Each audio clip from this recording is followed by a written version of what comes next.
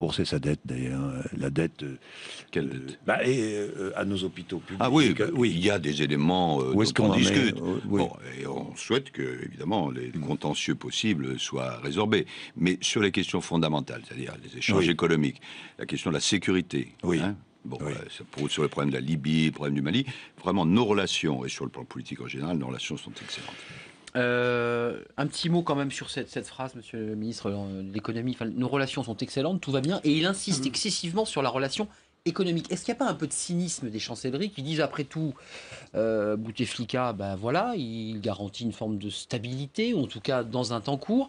Et puis après tout, on continue à faire des voyages officiels importants pour aller, eh bien, Bouygues, je crois, très présent en Algérie, pour faire du business. Est-ce qu'il n'y a pas un peu de cynisme des chancelleries? Moi, j'ai pas de conseil à donner à qui que ce soit sur le plan étranger, hein, que ce soit les Français. C'est pas un conseil, que c'est ça, une question. Hein. Ce que je veux dire tout simplement, et je répète ce que je disais tout à l'heure, c'est qu'on est dans un moment extrêmement sensible.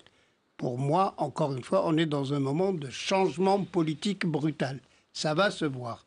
Ce qui est intéressant pour l'Occident ou pour n'importe quel pays africain, parce que l'Algérie est au centre du monde arabe, est au centre de l'Afrique, on n'y peut rien, ne serait-ce que parce que la plupart, comme vous l'avez dit, des chefs d'État africains ont vécu en Algérie à l'époque où c'était l'Algérie des révolutions, ne serait-ce que cela. Je ne leur conseille pas, bien sûr, de s'occuper de l'Algérie. Les Algériens doivent s'occuper eux-mêmes de leurs problèmes. Mais la relation avec ces chancelleries, les changements politiques sont importants.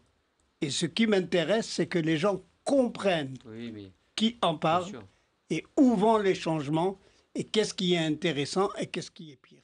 Juste pour Yamir Chahi, je repose ma question, je vais la poser à Nicolas Beau, mais il y a toujours cette relation complexe avec l'Algérie. Et quand on met la carte des enjeux diplomatiques, on voit souvent la carte des énergies, on voit que le gaz est un élément important. On voit que les entreprises françaises investissent en Algérie pour ne pas être doublées par les Chinois qui sont très présents. Comment on fait pour une espèce de dualité entre l'envie de créer une démocratie puis l'idée quand même de pouvoir vendre nos produits ou pouvoir avoir du gaz? Je dirais assez cyniquement que les Français achètent mal leurs intérêts économiques en Algérie. Bon, réponse pour Yamir Chahi. Sonatrach travaille beaucoup plus avec les États-Unis, avec la Chine, qu'avec le Japon. C'est très paradoxal. Les pays alors qu'on est un pays frère, j'allais dire, avec l'Algérie. L'argent des Algériens, les 200 milliards, sont déposés beaucoup plus en dollars qu'en euros. Dans tous les deux cas, en tant que ministre des Finances, je proteste, parce que dans les deux cas, il y a la baisse du dollar et c'est de l'argent de l'Algérie que Mais pour Yamir Chahi... Dans les deux cas, c'est pas très... À mon avis... je trouve que c'est pas d'un très bon niveau que de dire que les relations économiques sont bonnes. Voilà, je dis plus. Bon, voilà, c'est direct. Le rapport, des rapports sénatoriaux qui expliquent que la France veut revenir en Afrique, se réimplante en Afrique. Il faut, dit ce rapport de 2 sénateurs, explique qu'il faut refaire du business, voilà, avec les pays africains et les pays du Maghreb. Pourquoi ça a l'air si compliqué avec l'Algérie? À la fois l'Algérie semble fermée, puis ça a l'air très compliqué avec la France. Vrai ou pas vrai? Oui, la France est aussi souvent une question de politique intérieure en Algérie, il ne faut pas se le cacher. Donc du coup, ça crispe, et du coup, ça explique une forme de retenue, y compris dans l'expression du ministre des Affaires. C'est quoi? C'est amour-haine? C'est histoire... Non, je pense que pour les raisons qui ont été évoquées, c'est-à-dire qu'on est dans un nouveau moment, c'est la fin de la génération 62, de cette génération du FLNA, et que par ailleurs, il y a eu quand même, il y a des familles des deux côtés, il y a énormément de très grande communauté possibilités algérienne en France. En fait, la grande panne entre l'Algérie et la France, c'est l'impossibilité ces dernières années de repenser un imaginaire commun. Moi, je pense qu'il est possible. Je pense qu'il est possible, y compris il est possible à l'échelle de la Méditerranée. J'ai déjà eu l'occasion de le dire chez vous ici, mais donc je reviens à la question la plus compliquée, c'est est-ce que la position de Laurent Fabius, elle est drapée d'hypocrisie? Moi, je veux dire, je ne crois pas ça du tout. Je pense qu'il est dans la retenue obligée par rapport à l'Algérie. Ce dont on parlait tout à l'heure. Les questions économiques sont plus compliquées que ça parce qu'il y a peut-être Renault que vous n'avez pas évoqué, Bouygues, mais Total vient de perdre un contrat de 5 milliards, excusez du peu, donc c'est plus compliqué que ça.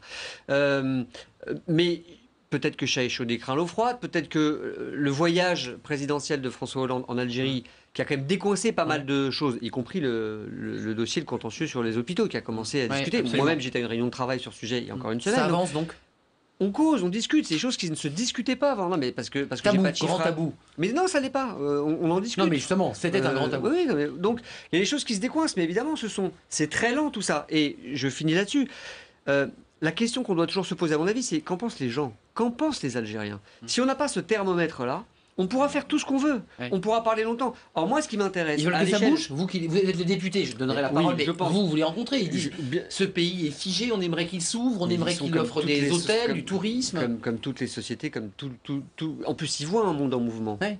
Et Et plus ils que sont jamais. derrière, Ils ont peut-être pas... Je veux dire, prenons un exemple et simple. Nicolas Quand- Beau, quand il nous vous reste dites... 5 minutes. Bon, alors quand vous dites à nos amis algériens, alors le printemps arabe, pourquoi Oui. Bon, ils vous disent, mais nous on a goûté du bâton, donc on ne ressort pas si facilement après la décennie noire.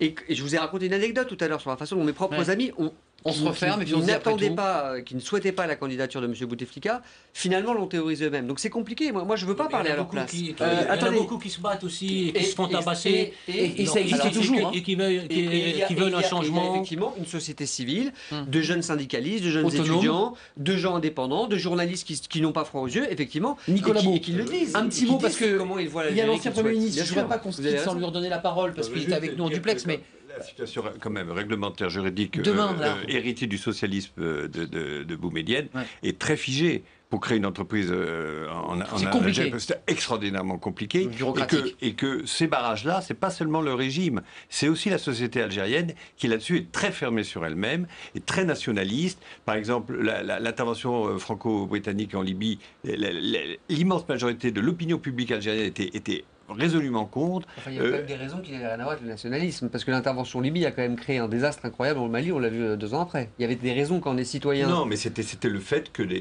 puissances occidentales interviennent, bien sûr. c'est sûr. Juste, Sid Ahmed Ghazali, une question sur l'avenir, parce qu'il nous reste peu de temps. Vous êtes en Algérie, vous êtes exprimé dès le début de l'émission en disant « Moi, je ne rentre pas dans cette élection qui serait une parodie ». Vous la rêvez comment, votre Algérie? Sans les militaires qui dirigent le pays, avec un pays ouvert, un pays avec des hôtels, des plages sur lesquels s'allongent les touristes occidentaux. Comment, à quoi ressemble l'Algérie? C'est quoi? C'est précisément ça qui me préoccupe, c'est l'avenir de l'Algérie. Tenez-vous bien, l'Algérie est peut-être le dernier pays au monde qui vit avec une richesse qu'il n'a pas à créer. Le pétrole, nous ne l'avons pas à créer.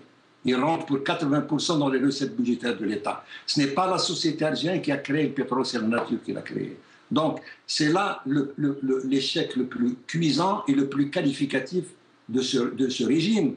C'est-à-dire, 50 ans après l'indépendance, nous sommes en train de manger une pomme de terre ou du blé payé par le pétrole. C'est ça qui fait... Et c'est ça qui provoquera indiscutablement, inéluctablement un collapse que je crains pour l'Algérie, parce que ce n'est pas comme ça que je vois le changement. Le changement à partir de la rue, ce n'est jamais bon. Deuxièmement, une remarque sur Allez-y. les relations algéro-françaises. Sont-elles excellentes? Peut-être, sur le protocolaire, sûrement. Mais pour moi, elles pourraient l'être beaucoup plus si on regarde les intérêts des populations françaises et algériennes. Et sur ce plan-là, on est très très loin d'avoir un niveau. Pourquoi? Parce qu'il n'y a pas de vision, ni du côté français, ni du côté algérien. Il n'a pas On fait une émission là-dessus quand vous voulez, avec plaisir, parce que je suis d'accord avec vous. Hein. Le député Gambato est d'accord. Hein. Et c'est pour ça que je suis désolé, mais il y a une certaine hypocrisie occidentale dont on a parlé tout à l'heure. C'est le court-termisme qui fait que on bâtit des relations sur comment on conduit une brouette, sur les bandes d'affaires juteuses immédiates, et non pas sur l'avenir. Moi, si j'étais français, je chercherais à travailler pour une Algérie qui serait capable d'échanger 300 milliards de dollars au lieu des 60 actuellement avec la France. Vous avez le ministre des... Plus on échange, plus Mais il y a oui. du travail pour les Français en France. Ça a été demandé. Hein. Mais ça a été demandé, dit le député. Je voulais pas qu'on se quitte. Il nous reste quelques minutes, quelques secondes, rapidement, parce qu'on a parlé de Bouteflika. Vous y étiez pour Amir Chahi. Et vous avez, comme on dit, acheté tous les journaux pour se faire une revue de presse. Bouteflika candidat, c'est la liberté. Alors on va voir en fonction des journaux et de la pluralité, les titres et la façon dont on regarde le président. C'est là l'annonce de la candidature de Bouteflika, très neutre, la Nouvelle République. Chiffre d'affaires, Bouteflika officiellement partant pour un 4e mandat. Alors c'est aussi un titre très factuel. Bouteflika face à qui? Là déjà une question plus politique dans le soir d'Algérie. Le quotidien d'Oran. Le 4e mandat en pilotage automatique. Voilà un journal qui essaie de mettre les pieds dans le plat et dont on a parlé, ce fameux pilotage automatique. 4e mandat, il a osé. El Watan, on avait un journaliste d'El Watan dans le sujet d'Ahmed Tazir. Il a osé avec un point d'exclamation. Évidemment, ça a dû faire grincer et Bouteflika candidat, très simple, dans Le Temps, journal connu en Algérie. Un petit mot avant de nous quitter, parce que évidemment on ne peut pas traiter de tous les sujets. Je demandais l'Algérie, comment vous la regardez, vous, monsieur le ministre de l'économie, l'ancien ministre de l'économie, votre Algérie, parce que je faisais une caricature en parlant des touristes. Je ne dis pas que l'Algérie doit se ressembler aux Baléares, mais on fait comment? Vous la voyez comment, votre Algérie ouverte, avec des touristes qui pourraient passer des vacances, heureux d'aller à Alger? On ne va pas à Alger naturellement. Moi, je dis que culturellement, les Algériens sont très ouverts à l'extérieur. On ne le connaît pas. Je dis tout simplement, regardez encore une fois l'Algérie de 1962. Voilà. C'était la capitale de l'Afrique et même de beaucoup plus. Les Algériens, à moins qu'ils aient changé avec le temps, ça fait longtemps que je n'ai pas été, ils sont très ouverts à l'extérieur. Avec Internet, avec le reste, ils sont ravis de l'extérieur. La deuxième chose que je dirais, nous avons un peuple extrêmement dynamique et je pense que une jeunesse dynamique. Sur le plan économique, on peut tout remettre en marche si on en a les moyens et la volonté politique assez vite, et on peut surtout arrêter l'énorme corruption qui existe. Cette corruption, ce n'est pas fatal, elle peut être arrêtée, on n'a pas le temps d'en discuter. Merci Ghazi Douti, on a eu 52 minutes pour débattre de l'Algérie, c'est assez rare sur un plateau de télévision en France. Je voulais vous remercier, ancien ministre de l'économie, vous vivez en France, merci de nous avoir fait partager